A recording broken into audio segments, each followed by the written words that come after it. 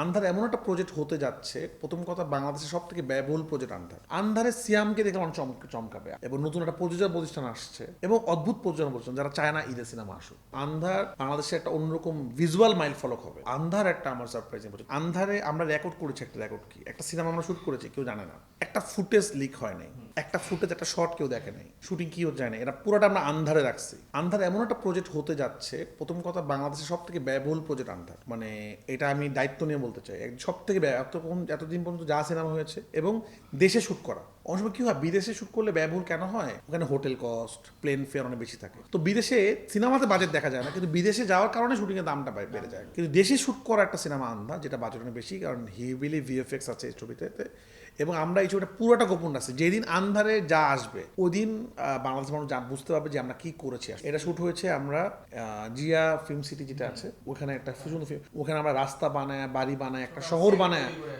বানায় শুট করছি।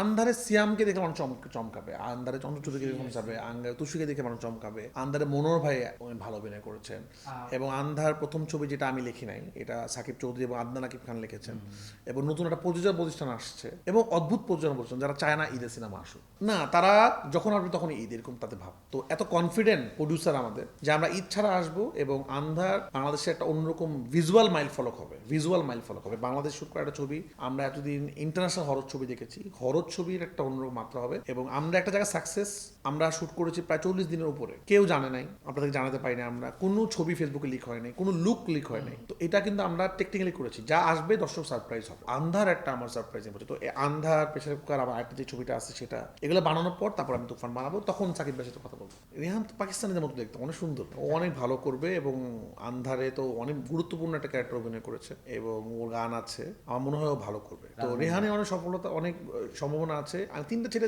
আমি নতুন এই বছর তিনটা ছেলে আসবে, আমি ইন্ডাস্ট্রি তিনটা ছেলেকে উপহার দিব। একটা রিহান, যে আন্ধারে আসবে, ইয়ামিন নামে একটা ছেলে আছে যে কিনা পেশা করে দুর্দান্ত অভিনয় করেছে, আবার প্রান্ত তো অভিনয় করছেই, প্রান্ত দস্তিকার অনেক ভালো, ওর স্ক্রিন টাইম খুব বেশি না, কিন্তু ওর যে পারফরমেন্স, যে রিদম, ও যে কনফিডেন্সের সাথে অভিনয় করে, আমার মনে হয় এই নেক্সট 5-5 বছরে এই তিনজন অনেক ভালো করবে ইন্ডাস্ট্রি।